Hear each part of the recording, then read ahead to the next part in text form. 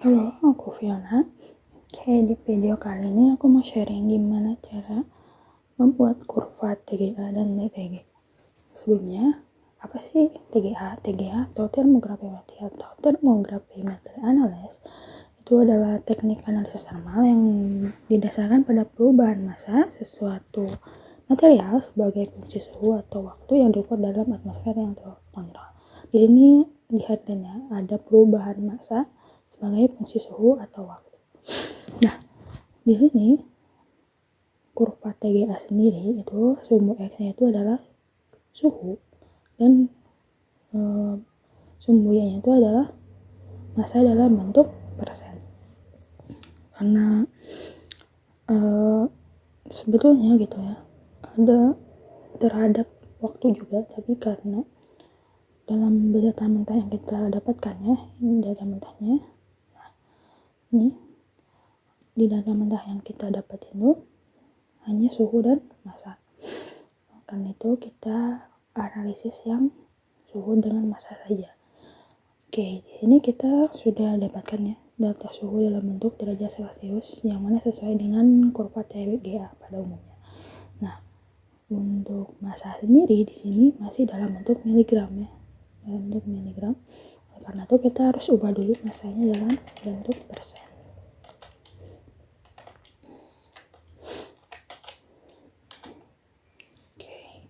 Nah, massa dalam bentuk persen itu rumusnya adalah massa dari data pengujiannya itu dibagi dengan massa awalnya. Di sini massa awalnya 8,7624 ya, atau massa ori ya ini namanya. Terus dikali dengan 100. Kenapa dikali 100? Karena untuk menimbulkan satuan ya, maksudnya mengubah satuannya menjadi persen. Nah, ini kita drag aja ke bawah ya. Kedua kali. Oh, sorry. Kayaknya aku belum kunci ya ini. Jangan lupa ya guys, ya dikunci mau. Oke, enter. Nah,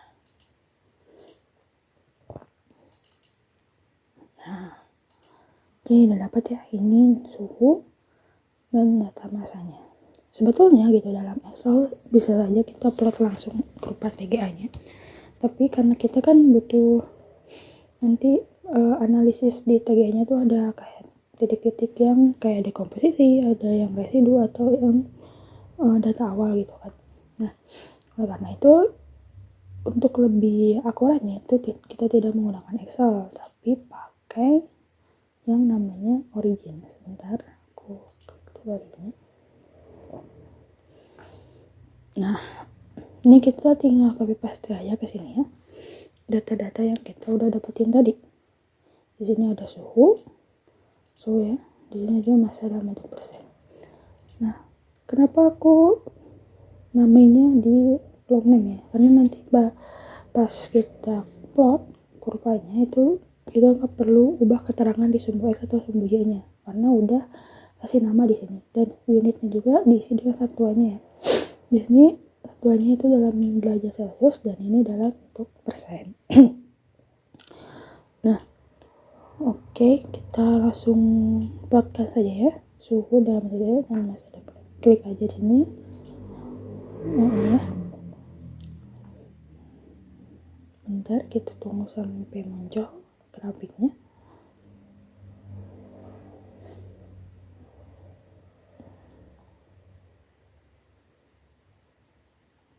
Oke, ini oke aja. Kita ubah aja nih, klik kanan, plot details ya.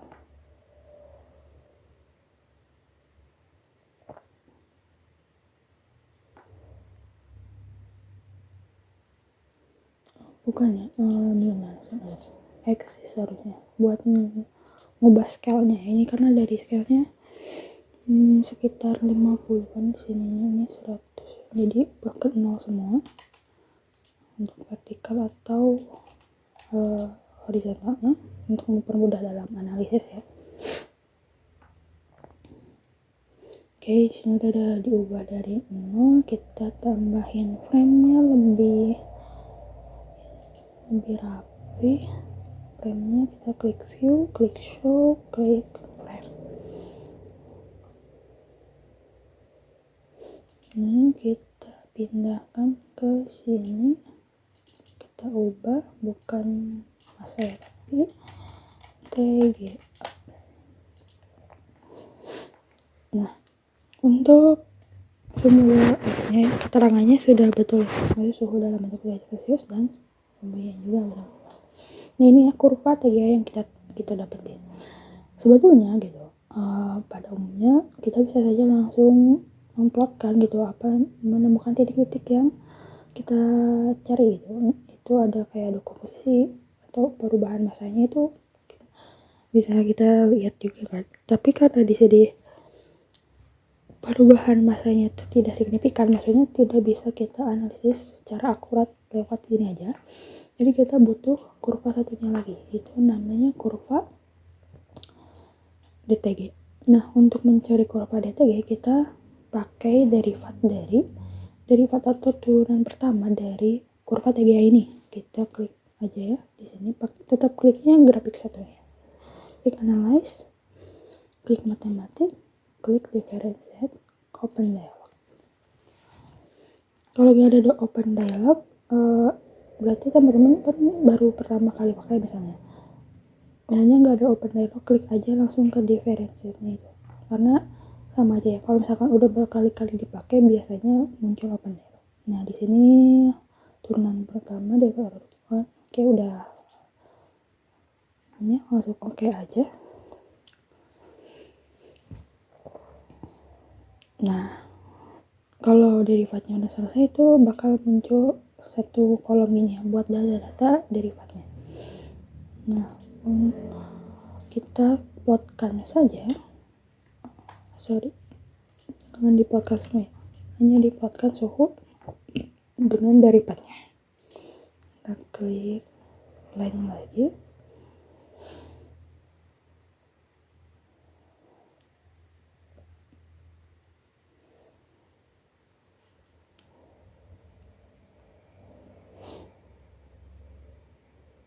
oke, ini oke saja.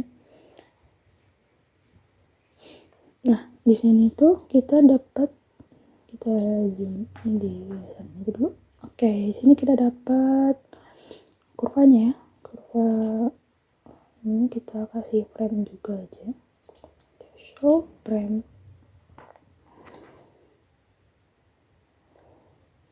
Ini ke sini. Nanti ini derivat masanya ya. Kita klik. Ini DTG.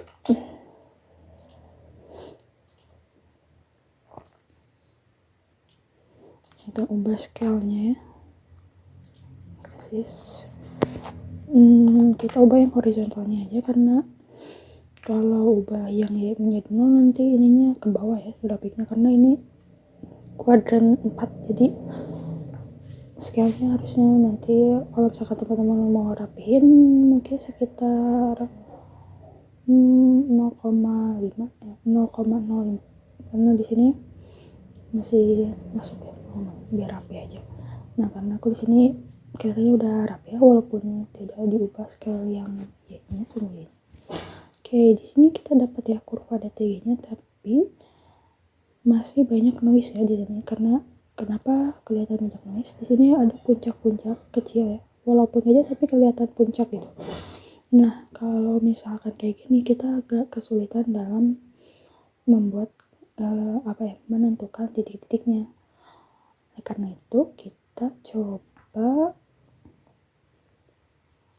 smoothkan itu dengan klik analyze, klik signal process, klik smooth, klik open dialog.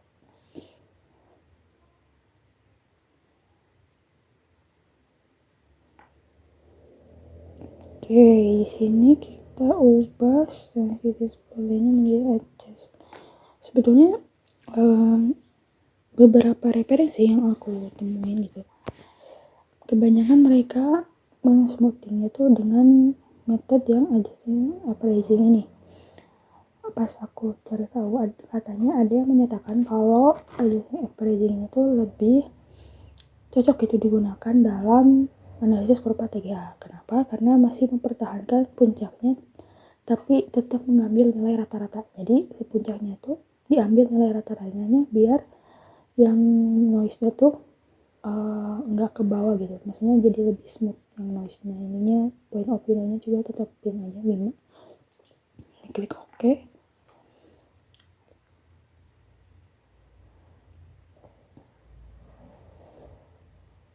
Nah, ini udah kelihatan ya. Kita ubah.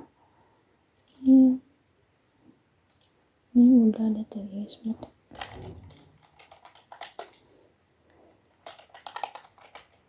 Hasil smooth. Taruh aja sini lah, lebih luas. Nah, yang merah ini yang udah di smooth kan? Udah di smooth. Ini yang belum di smooth, yang tadi yang itu. Untuk lebih mudah, biar lebih mudah ya dalam menganalisis si yang smoothnya gitu, kita bikin lagi aja kurvanya, langsung membandingkan dengan, sebetulnya ada 2 versi yang aku temuin, yaitu ada yang gabungin gitu, yang kurva TGA sama DTGA smooth, ada juga yang dipisah. Sebetulnya itu lebih ke gimana teman-teman lebih mudah menganalisis keduanya, pakai yang label ya, pakai yang digabungin atau enggak yang kurvanya. Kalau di sini aku coba gabungin dulu aja ya. Oh bentar, biar nanti enggak, ini ubah aja ke derivat.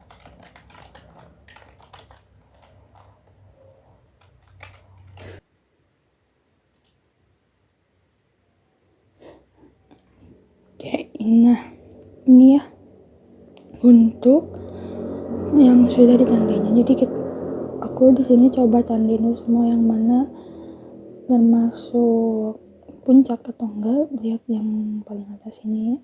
Kenapa enggak dari sini? Ini karena beberapa sih ada yang mengatakan kalau misalkan data awal ke puncak pertama itu kebanyakan itu tuh menunjukkan penghilangan dari massa air ya, atau ya molekul air. Jadi kebanyakan ya, jadi aku mengambil pernyataan itu. Oke, terus ini juga kesini ya, puncak di sini, puncak ketiga dan seterusnya juga. Jadi yang menurut aku puncak itu aku tandain dulu semua. Nah, setelah kita dapat gitu ya, mana puncaknya yang udah dapet kita semua tuh, kita convert ke DTG-nya, ke TGA-nya. TGA-nya di sini. Bentar ya, loading. Nah,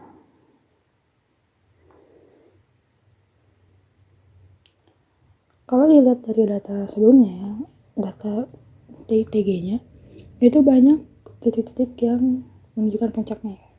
Nah, aku convert dulu semuanya ke sini, convert ya semuanya dari semua titiknya, pokoknya aku convert ke sini semua. Terus aku lihat persen masanya atau penurun dekomposisi masanya.